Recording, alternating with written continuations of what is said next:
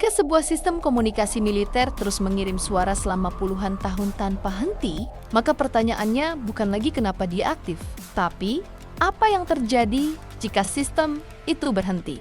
Dalam konteks UVB-76, jeda bukan sekadar diam. Dalam beberapa model komunikasi strategis, jeda bisa berarti bahwa perintah sudah tidak perlu diulang.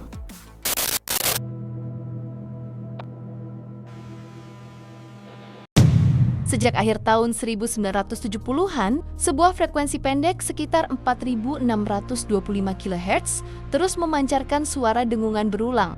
Stasiun ini dikenal sebagai UVB-76, sering disebut di buzzer. Sistem komunikasi ini dipantau sejak era Uni Soviet, mengirim sinyal hampir 24 jam sehari. Sesekali menyisipkan pesan suara dalam bahasa Rusia, format pesan berupa kode, nama, dan angka acak. Lokasi pastinya berpindah, tapi sumbernya dikaitkan dengan infrastruktur militer Rusia.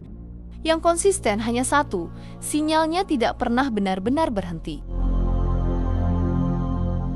Ada beberapa momen ketika UVB-76 tidak hanya berdengung, melainkan justru berubah.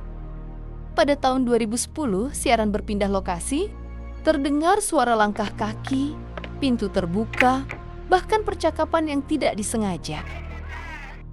Beberapa transmisi bahkan berisi nama dan kode tanpa konteks publik. Anomali utamanya bukan pada isi pesannya, melainkan pada keberlanjutan sistem itu sendiri.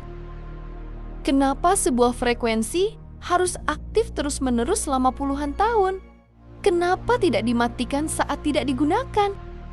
Dalam sistem sipil, itu tidak efisien. Sedangkan dalam sistem militer, itu bisa berarti sesuatu yang lain.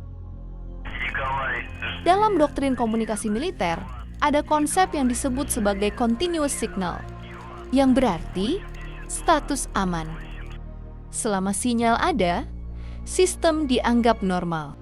Tapi jika sinyal hilang, maka sistem lain bisa menganggap bahwa not pusat sudah gagal. Model seperti ini digunakan dalam beberapa konsep redundansi strategis. Contohnya dalam sistem yang dirancang untuk tetap berjalan bahkan jika pusat komando hancur. Jika kita tempatkan UVB-76 dalam konteks ini, maka dengungan konstan ini bukan sekadar suara. Itu bisa menjadi penanda bahwa sistem belum masuk fase eskalasi. Dan jika suara itu berhenti, maka interpretasi dalam beberapa model adalah protokol cadangan mulai mengambil alih. Namun, tidak semua harus ditarik ke skenario ekstrem.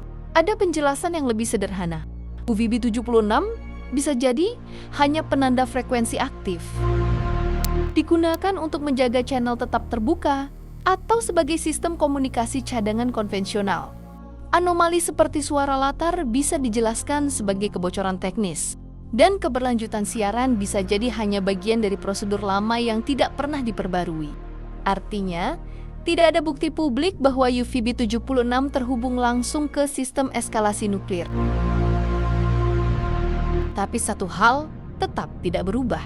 Selama lebih dari 40 tahun, UVB-76 tidak pernah benar-benar diam.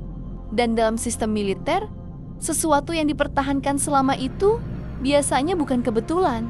Pertanyaannya sekarang bukan lagi, apa arti suara itu saat terdengar? Tapi, jika suatu hari UVB-76 benar-benar berhenti, siapa yang pertama kali tahu? Dan siapa yang sudah bersiap sebelumnya? Inilah LabX 404. Ini bukan horor, melainkan investigasi sistem tersembunyi.